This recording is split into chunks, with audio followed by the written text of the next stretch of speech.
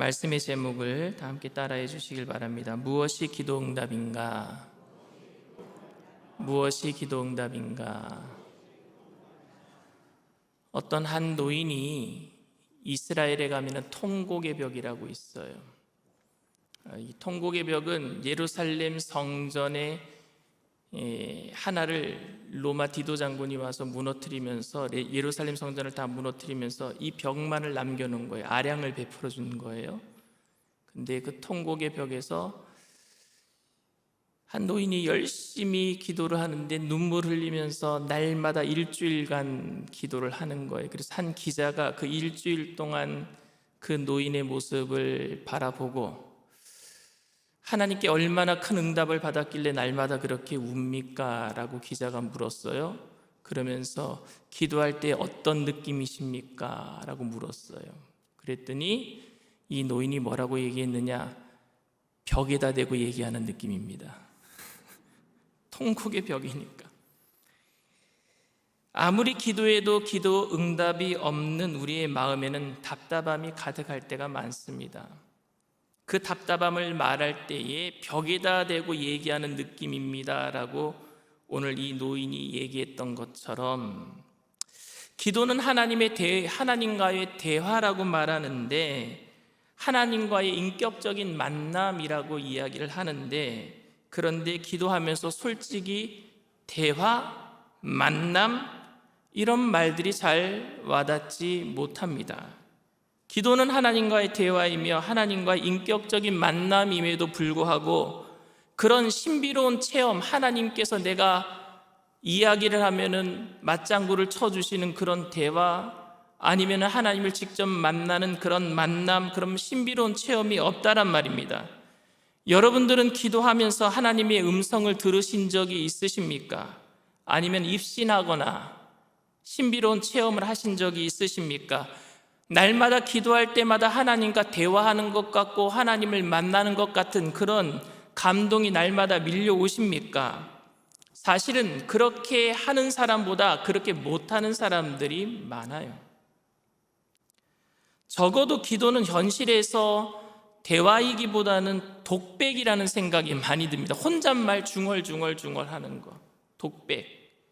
여러분들이 기도하면서 하나님 하고 부르면 하나님이 그래 내가 여기 있다 이렇게 말씀하십니까? 혹시 자기 체면에 빠져서 내가 하나님이라고 부르면 하나님이 왜? 라고 대답하셨다라고 생각하지는 않으십니까? 어떤 사람은 기도하면서 큰 소리치고 그냥 다 쏟아놓고 카타르시스를 느끼고 그것만으로도 나는 행복해요 라고 말하는 사람도 있을지 모르겠습니다. 그런데 이런 신비의 체험, 이런 것이 사실은 성령 충만은 아니거든요. 그리고 모든 사람들이 이런 신비로운 체험을 하는 것도 사실 아닙니다. 여러분들이 기도하심으로 이런 체험을 해서 기도 응답을 받았다고 확신이 드는 것과 또 하나님께서 직접 말씀하셔서 응답하시는 것에 또 차이가 있을 수도 있어요. 무슨 얘기냐 하면은, 예를 들어서 저를 잘 아는 어떤 성도님이 목사님 뜻은 이럴 것이야 라고 얘기하는 것과 내가 직접 제 뜻은 이겁니다 라고 얘기하는 것과 틀릴 수 있단 말입니다. 그러니까 우리가 응답받았다라고 하는 것 중에 내 뜻대로 해석하는 게 많아요. 하나님이 직접 나타나셔서 내 뜻은 그게 아닌데 라고 말하면 우리는 어떡할 겁니까? 그러니까 응답도 하나님의 뜻과 내 뜻이 틀릴 수도 있습니다. 그러니 기도 응답하는 응답이라고 말하는 것 중에 자기 생각으로 생각하는 응답들이 많이 있을 수 있다란 말입니다. 어떤 사업가가 중요한 모임에 늦었어요. 비즈니스 모임이었는데 그 중요한 모임에 늦었어요. 목적지에 도착하니까 요새 주차란이 대단하잖아요. 어디 차 세울 데가 없잖아요. 이 사업가도 중요한 모임인데 차 세울 데가 없는 겁니다. 지금 빨리 들어가서 그 회의를 해야지만 자기 사업적으로 큰 도움을 받을 텐데 주차 공간이 없는 거예요. 그래서 그때 불이 나게 운전대를 잡고 기도를 했어요. 주차 공간이 지금 당장 생기게 해주신다면 이번 여름에 제가 단기 선교 다녀오겠습니다. 기도를 마치자마자 코너를 도는데 주차 공간이 생기는 거예요. 그래서 이렇게 얘기했답니다. 오 하나님, 지금 방금 찾았기 때문에 안 도와주셔도 됩니다. 여러분들은 기도 응답을 뭐라고 생각합니까? 이 이야기의 주인공처럼 혹시 우연이라고 생각하진 않습니까? 기도해 놓고 응답이 왔는데 우연히 내가 지금 당장 응답받은 것처럼, 아니 내가 지금 당장 노력해서 얻은 것처럼 우연이라고 생각하지는 않으십니까? 그러니 어떻게 기도 응답에 대해 하나님께서 주신 것이라고 여러분 확신할 수 있겠습니까?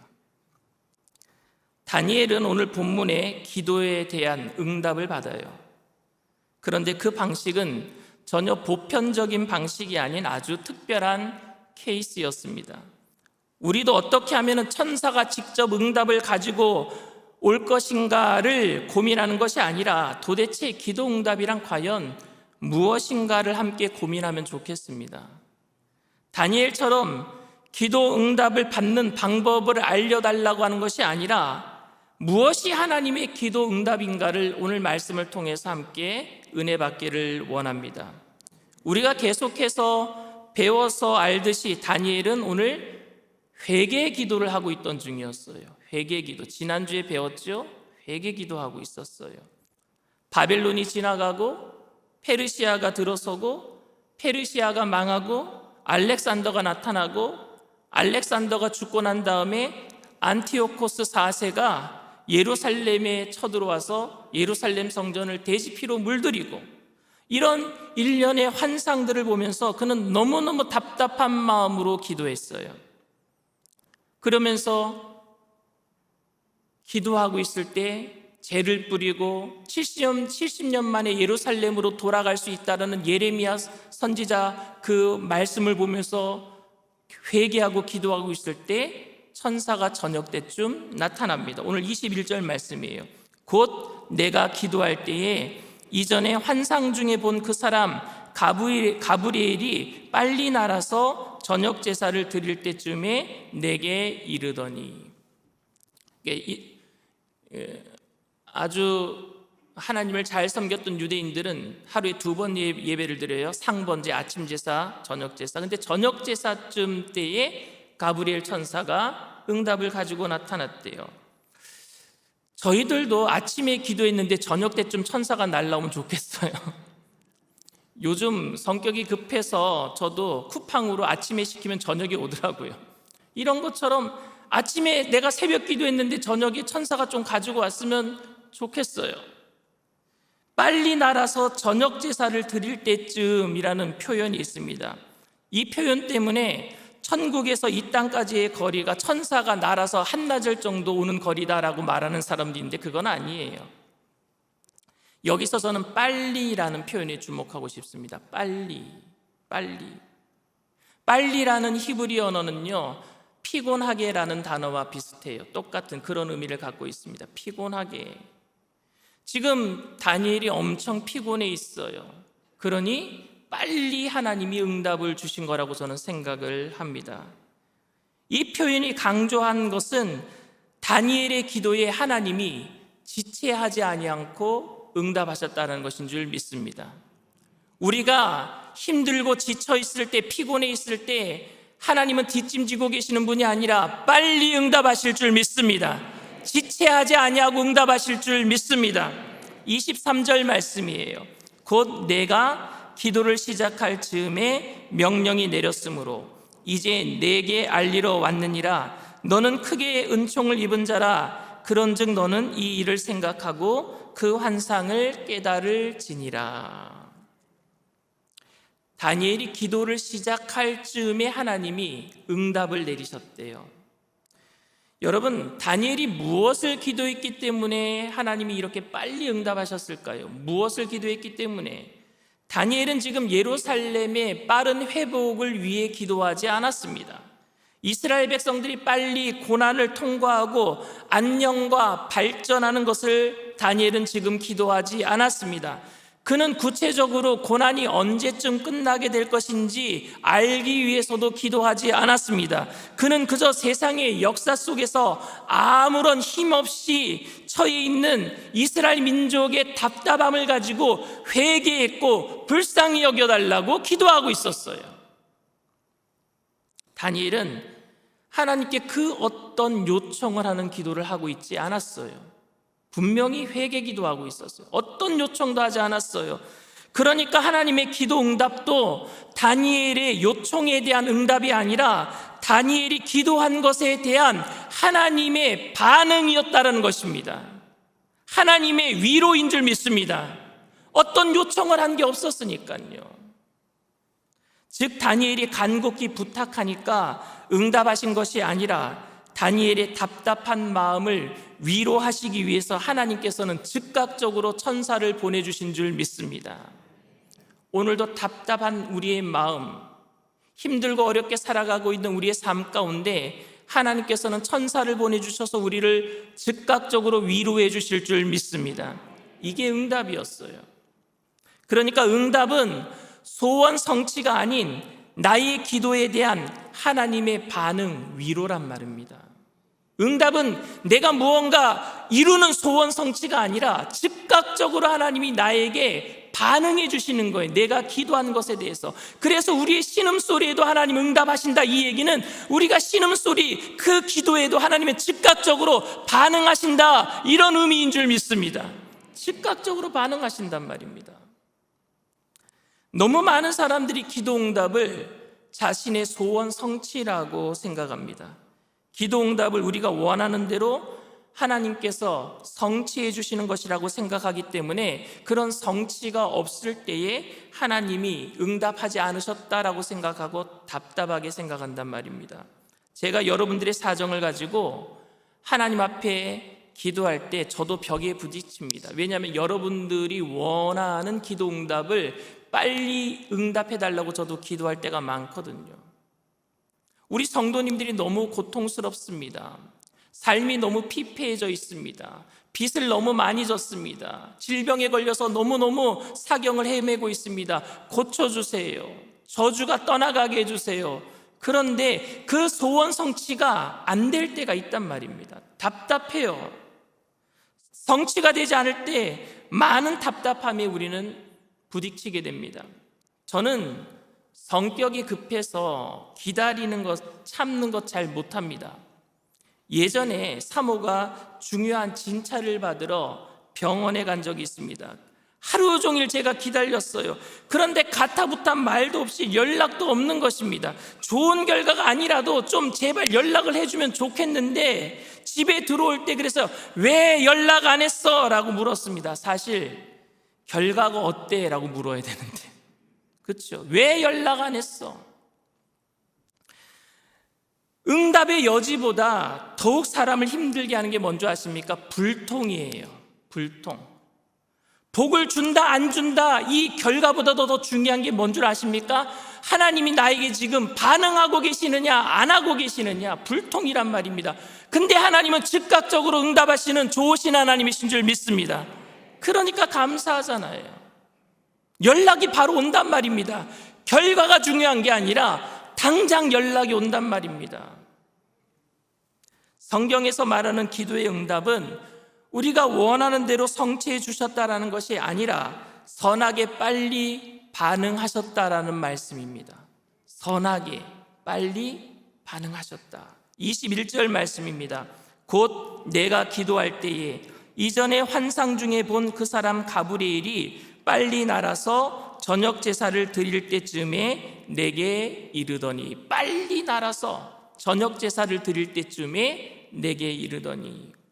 만약 하나님께서 우리가 기도하는 대로 다 응답해 주신다고 한다면 우리는 기도할 때마다 엄청난 고민, 엄청난 공부를 해야 돼. 왜? 우리가 기도한 것에 대한 응답이 독이 될지 약이 될지 모르니까요. 근데 하나님은 가장 선한 것으로 응답해 주실 줄 믿습니다. 제가 지난 주일날 설교했지요.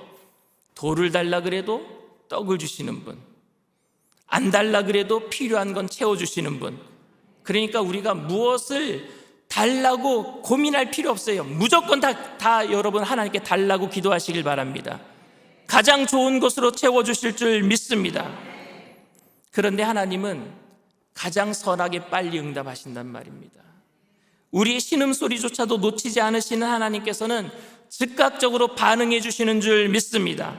22절, 23절 말씀입니다. 내게 가르치며 내게 말하여 이르되 다니엘아, 내가 이제 내게 지혜와 총명을 주려고 왔느니라. 곧 내가 기도를 시작할 즈음에 명령이 내렸으므로 이제 내게 알리러 왔느니라. 너는 크게 은총을 입은 자라. 그런즉 너는 이 일을 생각하고 그 환상을 깨달을지니라. 기도 응답에 그 목적이 있었어요. 뭐냐? 다니엘에게 지혜와 총명을 주기 위함이었다라고 얘기를 합니다. 그런데 여러분, 천사가 알려준 그 지혜와 총명은요, 혼돈과 혼란 그 자체였습니다. 여러분들이 오늘 성경 읽으면서 전혀 이해되지 않는 말들이 나와요. 뭐냐? 71에 62일에 뭔지 모르겠죠? 저도 몰라요. 24절 그리고 25절 27절입니다. 내 백성과 내 거룩한 성을 위하여 71회를 기한으로 정하였나니 허물이 그치며 죄가 끝나며 죄악이 용서되며 영원한 의가 드러나며 환상과 예언이 응하며 또 지극히 거룩한 이가 기름 부음을 받으리라. 25절에도 7일에 62일에 이렇게 얘기를 합니다. 490년을 표현할 때 왜 어렵게 70 곱하기 7 7에 71에 이렇게 얘기를 합니까? 이거를 계산하는 방법에 대해서 해석이 굉장히 분분합니다. 490년이 시작하는 시점이 바벨론의 포로의 시작인지, 아니면 바벨론의 멸망의 시작인지, 아니면 490년의 시작이 안티오코스의 권력이 끝나는 날인지, 아니면 궁극적으로 예수님이 재림하시는 날인지, 아니면 예수님이 초림하신 그 날인지 알 수가 없어요. 해석에 따라서 다 틀려버립니다. 알 수가 없어요. 저도 잘 모르겠어요. 응답을 가져온 천사의 말은 지혜와 총명을 준다 그러는데, 이 말을 해석하기 위해서는요, 혼란해져요. 혼돈스러워져요. 다니엘이, 제가 만약에 다니엘이었다면 이렇게 말할 것 같아요. 이게 뭔데요? 지혜와 총명을 주려고 왔다면서요, 왜 저한테 이렇게 어렵게 말씀하시는 겁니까? 이렇게 얘기할 것 같아요. 사실 저도 이 계시의 그 기한을 정확하게 알지는 못하겠습니다. 그런데 이 계시를 통해서 하나님께서 다니엘에게 알려주시려고 했던 정확한 것이 있습니다. 그건 뭐냐면요, 정한 기한이 차면 영원한 의가 드러날 것이고, 그 의를 통해서 하나님의 백성을 구원을 할 그 메시아가 오실 것이다라는 뜻이었어요. 정한 기한, 71회가 차면은, 정한 기한이 차면은 메시아가 오시게 될 줄 믿습니다. 그러니까 여러분, 혼란스러운 모든 과정, 바벨론이 일어나고 페르시아가 일어나고 그리스가 일어나고 안티오코스가 일어나고 로마가 일어나고, 이 세상의 그 모든 혼란스러운 모든 것들을 통해서 누가 오시는 거예요? 메시아가 오시는 줄 믿습니다. 메시아가 오신다라는 사실을 아는 게 지혜와 총명인 줄 믿습니다. 지혜와 총명은 혼란스러운 세상 가운데 메시아가 오신다라는 사실을 아는 거예요. 이 세상이 너무나도 혼란스러워요. 코로나19 때문에 온 세상이 혼란스럽습니다. 전쟁 때문에, 전쟁의 소문 때문에 북한이 핵 개발하고 우크라이나 전쟁이 터지고 탄소 배출로 인해서 북극의 빙하가 녹아내려서 어떤 나라는 물에 잠겼다고 하고 기상이변 사태가 일어나고, 이런 모든 혼란 속에서 우리가 무엇을 기다려야 되겠습니까? 지혜와 총명은 무엇이겠습니까? 예수님 다시 오시는 것을 아는 게 지혜와 총명인 줄 믿습니다. 이걸 다니엘에게 알려주고 싶었던 거예요, 하나님께서. 우리는 너무 혼란스럽고 답답하기 때문에 언제쯤 이 재앙이 끝납니까? 알려달라고 기도해 보지만, 하나님께서는 우리들에게 지혜와 총명은 그 혼란 속에서 예수님이 다시 오시는 것을 아는 게 지혜와 총명이다 우리에게 말하고 계시는 줄 믿습니다. 예수님을 통해서 우리를 위로하시고 끝까지 우리를 포기하지 않으심을 알려주는 것, 그게 바로 기도응답인 줄 믿습니다. 기도응답은 하나님이 우리에게 빨리 즉각적으로 반응하시는 것인데, 그 반응은 뭐냐? 지혜와 총명을 주기 위해서 반응하시는 것이고, 그 지혜와 총명은 혼란스러움 가운데 예수님을 아는 거예요. 기도응답은 무엇이든지 구하는 우리들에게 가장 선하게 응답하시는 하나님의 위로, 바로 예수 그리스도 메시아이신 줄 믿습니다. 사랑하는 성도 여러분, 우리들은 이미 기도응답을 받은 사람들이에요. 예수님이 이 땅에 이미 오셨고, 그리고 우리와 함께 33년 동안 함께 이 땅에서 사시다가 우리의 모든 죄값을 대속하시고 십자가상에서 테테로스타이 다 이뤘다 말씀하시고, 죽으셨다 4일 만에 부활하셔서 지금은 하늘 보좌에 앉아 계셔서 그냥 멀리서 우리를 컨트롤하고 계시는 것이 아니라 성령을 보내주셔서 끝까지 우리를 책임져 주시는 좋으신 하나님이신 줄 믿습니다. 2023년도 한 해 동안에 날마다 응답받고, 이미 응답받은 예수 그리스도를 통해서 혼란스러운 이 세상 속에서 지혜와 총명을 가지고 날마다 믿음으로 승승장구하며 믿음으로 승리하는 저와 여러분들 다 되시기를 주님의 이름으로 축원을 드립니다.